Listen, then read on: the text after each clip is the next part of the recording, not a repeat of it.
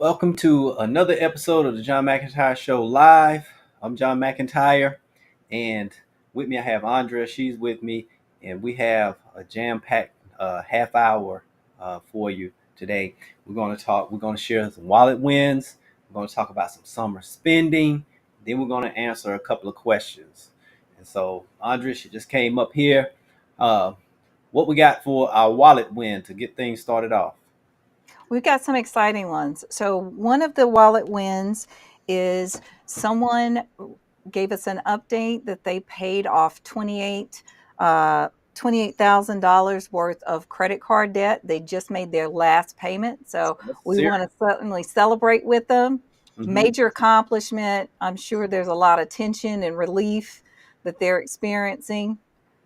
Yes, and they were saying uh, that they used actually the debt avalanche. We was talking about those different ways to pay off debt, and they said they started with the debt avalanche. They're sort of a numbers type person, and so they started with the debt avalanche and stuck with it.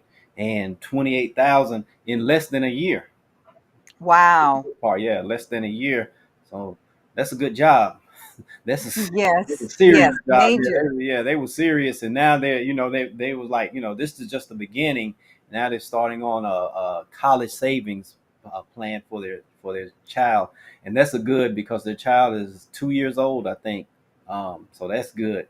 I was like, yeah, you should have a nice fat college fund for your child when they grow up, or children, because I was like, you're probably gonna have more. Probably, she said no, but I think she will.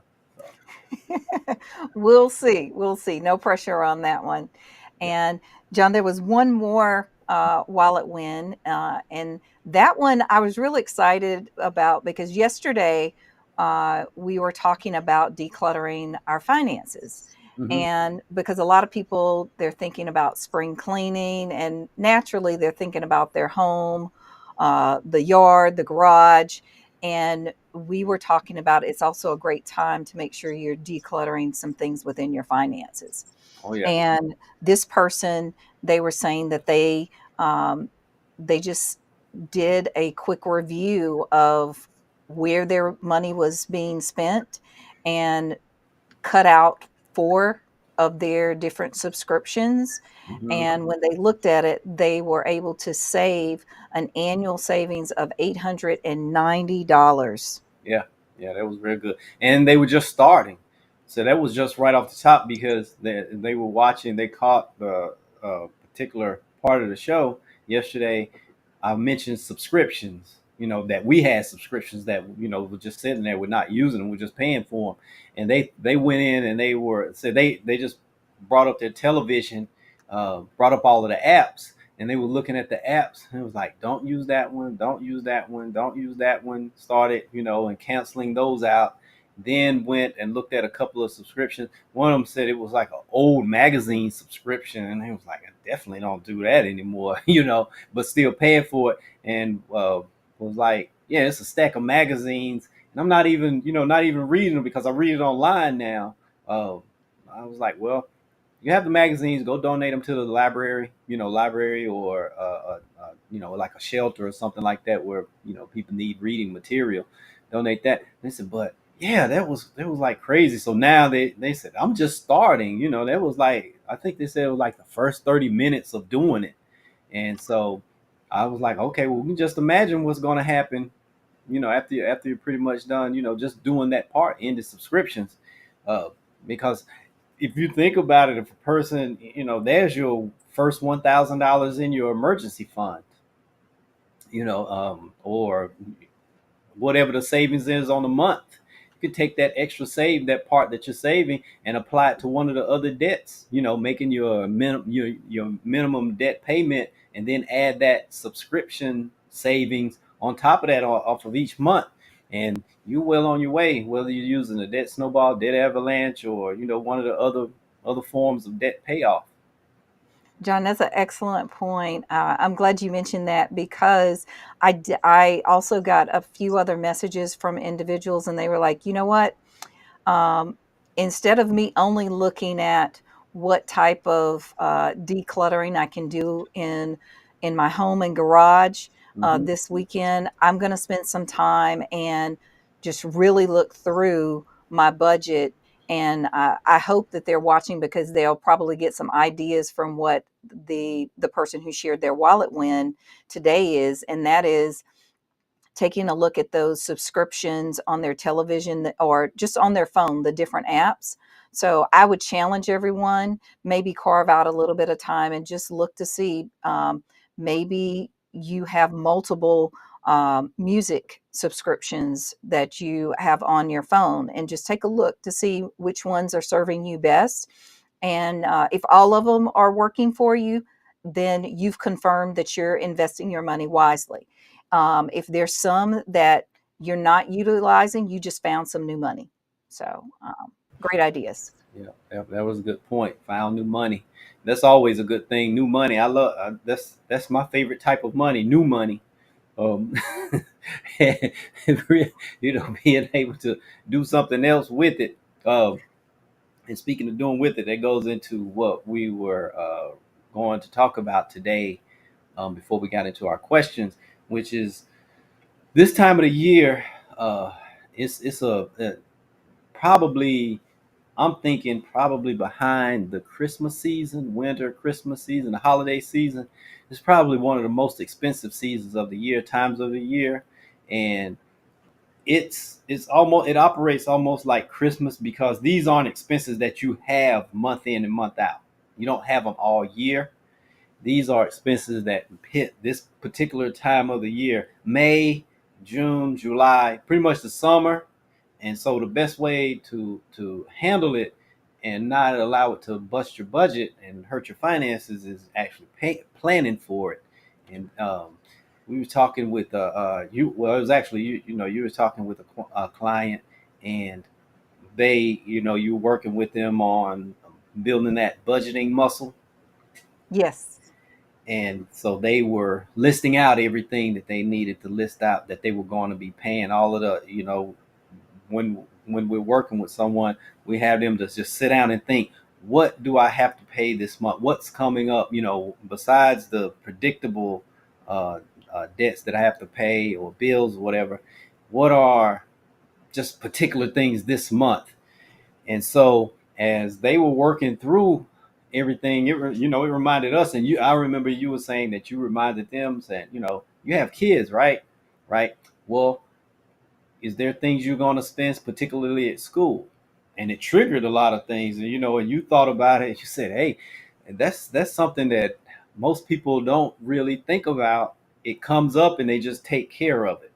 And so we want to talk about having, some things that comes up this time of the year that you can plan for it, and it won't hurt you. You won't spend August, suffer from trying to cover all of these things that happen, over the summer season. John, you're absolutely right. I would like for us to dive into a few examples, because, as you mentioned, sometimes we just are, when those things come up, we just handle it. So, Hmm. this time of year, there's teacher appreciation. There may be, depending if you have your own company or you work for another company, there's appreciation, whether it's boss, secretary, nurses. So there's different people that you may want to do something special for. And a lot of times, if you haven't planned and budgeted for that, you're just spending it. And that could be something that is, um, taking out some extra money that was going towards a particular plan. So, one of the things that I think is important is to, you're going to have graduations, that there's going to be birthday. You also know that there may be vacations and camps. Those are just some of the things that's really important for you to think about. And when you list those things, is that something, where is that money going to come from? Is it something that you're going to take from a savings account? Did you already have that built into the budget, that this is for gifts and expenses for the entire year, or just things that you know that you'll be spending during this time? Um, these are things that we often get tripped up on and then wonder, well, I thought we had extra money, or why is things a little bit tighter than normal? And it's because we didn't build in those different types of special occasions that are important to us. And no one's saying that you have to eliminate those. We're just saying to plan for them. Um, And that's what I wanted to use this segment for, is just to have some people thinking, because there were some things that when you said it, they was like, wow, I forgot about that. And then when they said something, you was like, wow, we forgot about that. So we just want to use a little bit of time just to list a few things and they become very large expenses.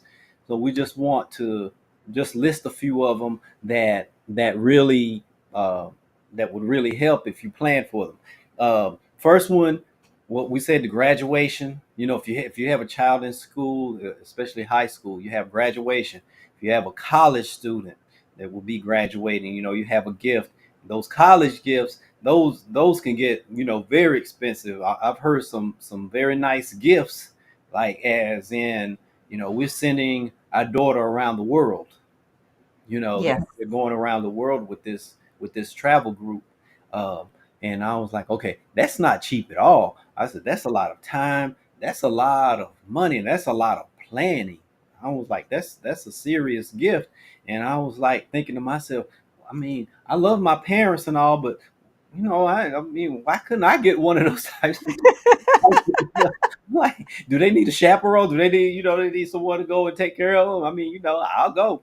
If you pay for. Well, I'm glad you mentioned that, because one of the other things that happens as well, right now, there's a lot of high schoolers who are turning 16 and getting 16 and 17. They're getting their driver's license.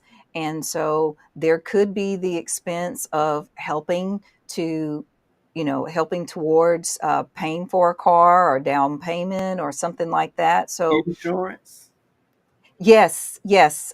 We've went through the awakening of the impact of adding a young driver, inexperienced driver to your insurance. So I'll just tell you from our own research that you should very much expect for the first year to 3 years that your insurance could go up by anywhere between, uh, on the low end, 25, in some cases up to over 50% of what the cost is. That's The right. good news is once it goes up maybe 50% each year as they gain experience, it will start to go down, only if they are a safe driver and they haven't had any Right. tickets, or you don't contribute to that as well. You But be definitely said. prepared for that expense. Yep. You definitely said the magic word.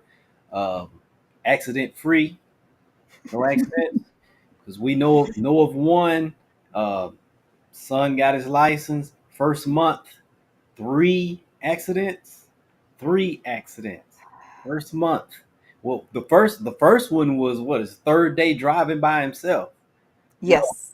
and then a deer ran out in front of him, and then a dog. I was like, no, these animals are not out here targeting you. Like, hey, there's a new driver right there. Let's get them. No, they're not doing that, kid. You need to slow down. I know how you're driving. You need to slow it down and pay attention. And because you're not having to foot the bill of the insurance increase over here. Yes.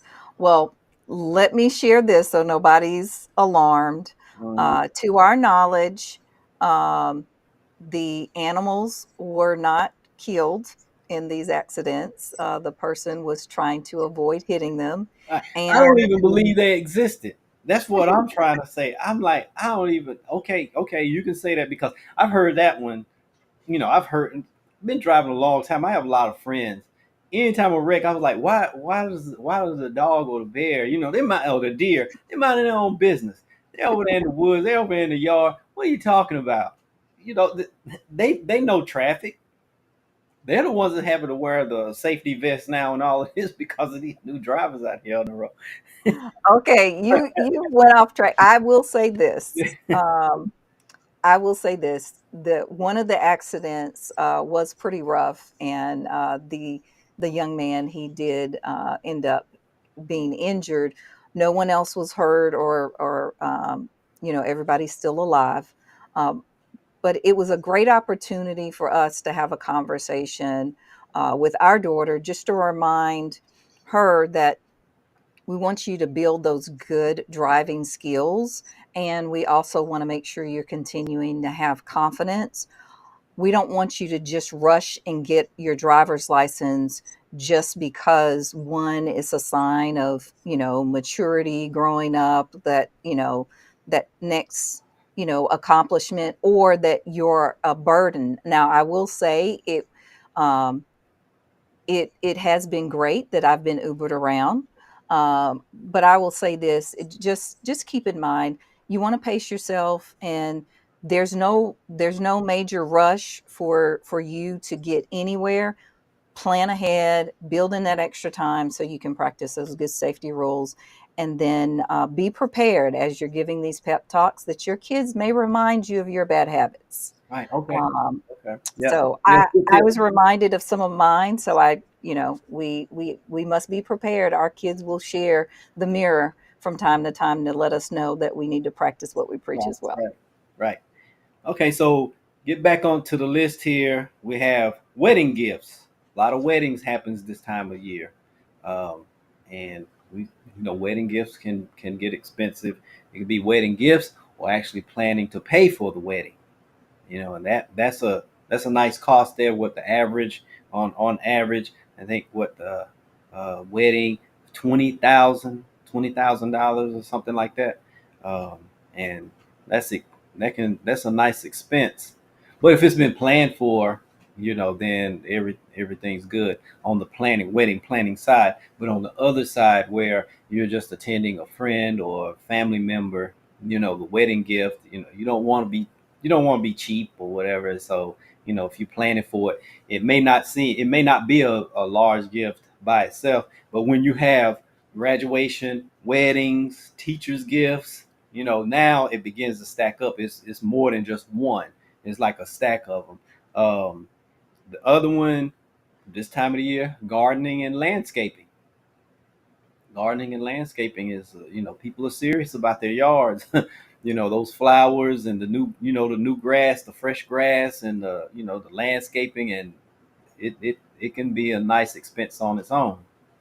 So, um, I know in our neighborhood, what, a few weeks ago, everything crunk up. They came in to really beautify the neighborhood, and I was like, just in mulch alone, I was like, wow. Because each yard, a ton of mulch, that can get expensive. Just mulch, not counting the flowers, the trees. People adding those beautiful trees. I love the landscaping, but that's a nice expense.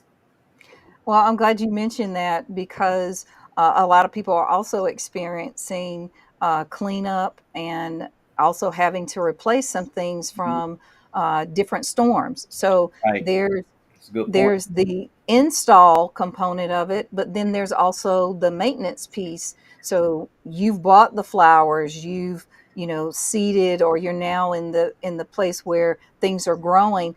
Who's going to maintain that? And if it's something that you're not going to be doing, then you need to also budget in the cost if you're going to outsource that and have Right. somebody Lawn coming in maintenance. to cut. Right. Yeah, Hmm. lawn maintenance. That's also another thing about it. You have the gardening and landscaping, then you have to maintain it, over the summer, over the season, or what have you. So that was a good one.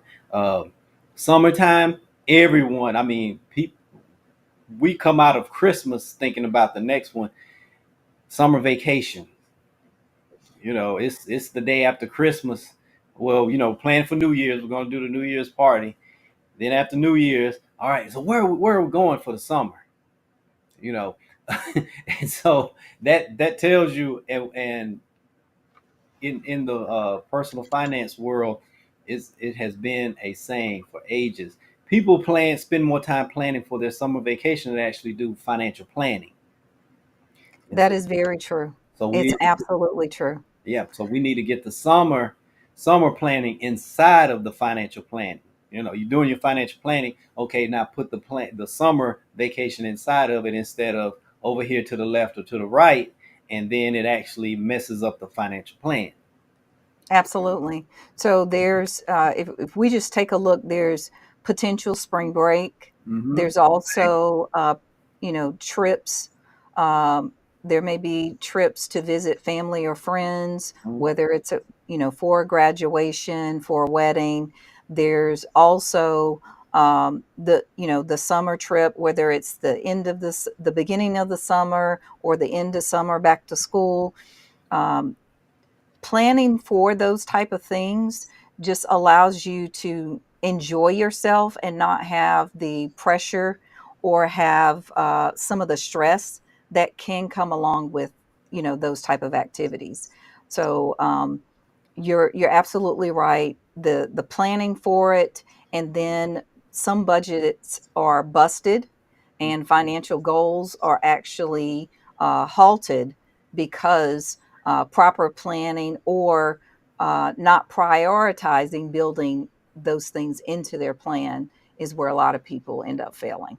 That's right. That's right. So hopefully we share some little quick triggers to make you think about what you need to spend for during the summer. The spring and summer, and over the summer season. And so I know, like I said, I'll stress it again. I mean, it really triggered some things for us. It was like, wow, didn't really think about that one. It was there, but just didn't really think about it. And so, hopefully now we've put a few things on your radar, and you should have your own list of what you have to plan for this summer. So now that we've covered that, Andre, let's get into a Q&A session here to answer a question. And you had a very good one to come across yesterday. You was working with someone which was involving mortgage protection insurance. Yes, yes. So um, the question was, is mortgage protection insurance a good idea? And before we start talking about, is it a good idea? Is it a bad idea? I just want to make sure everybody understands what mortgage protection insurance is. Well, I'll Um, go ahead before you even say that. I'll go ahead and put my 2 cents in. It's not a good idea. That's the short answer. Now we'll explain why. well, I'm glad you set the stage, John. So mortgage protection insurance is a type of term insurance, Mhm. and it is for the balance of your loan. So it's a decreasing loan. So let's say you have a $200,000 home, and the More, mortgage, yeah. your $200,000 home, and the mortgage is for that balance. Hmm. Um, and so as you're making uh, your mortgage payments, paying towards that balance, bringing it down, you're also making a payment on the to the mortgage insurance. And as you pay down your mortgage, you're also paying on that protection insurance, and it decreases the amount of insurance protection with each payment. So let's say 10 years into paying on your mortgage, you now, instead of having that $200,000 uh, mortgage protection, it is now 10 years have passed and the balance is less than when you started, but you've been paying the same amount of money. Right. So if you're going to look at covering your mortgage if something was to happen to you, a standalone policy with a level benefit would be more ideal than the decreasing term of the mortgage protection. Right, because that's the magic word there with that. The policy is a decreasing term policy, um, which means the actual death benefit, because since it is insurance, it is life insurance, it does have a death benefit, but it's actually decreasing. The death benefit is decreasing, but your mortgage premium is still the same.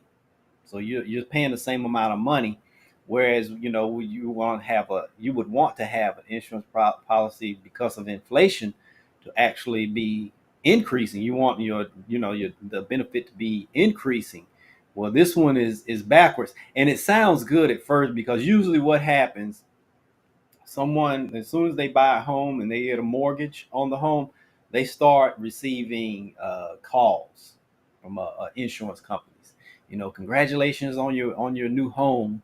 Have you thought about protecting the mortgage just in case you passed away and your mortgage would be paid off? And it's a very good sales. It sounds good. It's a very good Yeah. tactic. And so most people, people are like, yeah, that is a good idea because I wouldn't want to leave them, with I wouldn't want to leave my spouse and kids with the house to pay off, or it's just a good idea. I would want the house to be paid off. Um, Sounds good on paper, but then once you look at it, you're like, no, this is a decreasing term policy. You're paying the same amount for less and less insurance as you go, because this is not to really protect you, it's to protect the lender or the bank, because they are the beneficiary of the policy. Bingo. That's exactly what I wanted to say. The difference in an individual life insurance policy with a level benefit, um, or an increasing benefit that it increases in value, or there's a portion of it that's increasing in value. The You own that policy, and you get to assign the beneficiaries. On the mortgage protection insurance, the mortgage lender, they are the owner and they are the beneficiary. So your family would get nothing. That's right. That's right. So, which makes the next point. Well, before I say that, what makes them also sort of attractive to people is because you don't have to, like, there's no medical exam or anything like that. And the reason why there's no medical exam, because you're not the one being insured. So, you could have little Debbie Cake itis for all they care. You could be a couple of 100 pounds overweight. You could have a few ailments or whatever. It doesn't matter because you're not the one being insured. You're paying insurance for someone else, for someone else's protection, which is the lender or the bank. So Yes. that's like the so-called what they perceived benefit of having it. But like I say, it is a decreasing term policy, and it's actually more expensive than a level term policy. When you ran the numbers on this particular one, when the question, you ran the numbers and you show them that you could actually get a lot more level term life insurance over here on for you and your family to benefit from, than actually paying for the lender to be taken care of, to actually receive the money, whatever. So the way I see it is, wouldn't you rather receive the death benefit yourself? Wouldn't you want your spouse and kids to receive the death benefit and they decide what they're going to do with the money? Because maybe the spouse is still working. They're like, I can keep making the payments. What I'm going to do, I'm going to use this money maybe to pay off some debts or do some other things with it. But at the end of the day, they get to make the decision, and you wasn't paying the same amount for something that was eventually going away. I don't, You're absolutely right. as You're absolutely right. One thing that I did want to mention, because there are situations, some of these policies, they have evolved, and so they do have the option where you can pay extra for a rider, so that you can name a contingent or secondary beneficiary. So the bank or lender, they may be in first position, and whatever the balance of the that's left on your mortgage, once that's paid, if there's anything left, Mhm. then your family could potentially get that. So they do have some riders. Yeah, The yeah, number one thing is but that's still not a pro. That's still not, it's no, not even something no. to really discuss, for the simple fact of, what would you rather do? Would you rather have all the control over the money for less premium, or yeah, you do get what's left, but look at how much you had to pay for it in the premium. You get a big chunk over here, like for instance, you have $1 million policy, you get $1 million level term policy for a healthy person at a certain age, just say $50 a month. Over here for this insurance premium protection, mortgage insurance protection, you're paying 75, 80, $100 a month, and it's for just your mortgage, and in your case $200,000. Which Yes. one is the better deal all the way across the board? It doesn't matter that they have, you a contingent beneficiary. Yeah, Or you're gonna get add-on a couple of rider or pennies, something. yeah, Yeah. off of a rider. You're gonna get a penny. That's the equivalent of some of those, some policies you can get. You can add a cancer rider or something like that, or one of those types of riders that's really is really not that valuable. It just sounds good, is what it does. It sounds good. So I just say just stay away from it. Period. Just go with the level term. You're going to save money, and you're going to keep it. You're going to be in control of the money when if something does happen. And if nothing ever Absolutely. happens over here, if no one's ever passes away, this money goes away. The insurance policy goes away, and you just spent money for nothing. You paid off the mortgage or whatever, and you didn't pass away. So, that. Whereas with a term, you do have the chance to convert it if you wanted to, or add to it or whatever. So that's my 2 cents about that. Well, John, I thought the question was, was very important. It was a great question. It's something that at some point in time, different people have faced, especially those who may be a new homeowner. It even comes up when people do, let's say they refinance, Mhm. because it triggers a change or something within your mortgage. So you may start receiving some of those different emails or mailers that come in, and again, review your overall insurance protection to make sure if that's something that you want to cover, that you build it into your individual protection, and so your money can work better for you and that you have control over who the beneficiaries are. Right, that's right. And if you need, and if it's something you can't do for yourself, you can call us. We'll walk you through it. You do it every day. That's where this question came from. It came from you walking, explaining this to someone that was had that question. They asked it, you sat down and then showed them, and they was like, "Oh yeah, it did sound good, but it doesn't look good at all on paper once it's been explained." So if you do need any help, our contact information is on the screen. Don't hesitate to contact us. Don't forget to share those wallet wins with us. We want to celebrate with you. We would love if we wouldn't have a problem doing 30 minutes of live just sharing wallet wins, maybe answering a couple of questions, because that's what we want to do at the end of the day, is really celebrate your financial health and wellness. So if you have a wallet win, share it. If you have a question, share it. A lot of times we're getting questions by phone call. Go to the social media, go to Facebook, or go to my Facebook, go to Andrea's Facebook, you go to the YouTube, and actually put it in there where everyone else can see it, and it never really goes away. So if they're watching it, they can actually see the wallet wins. And when you use it, when you do share a wallet win, don't forget to do hashtag wallet win.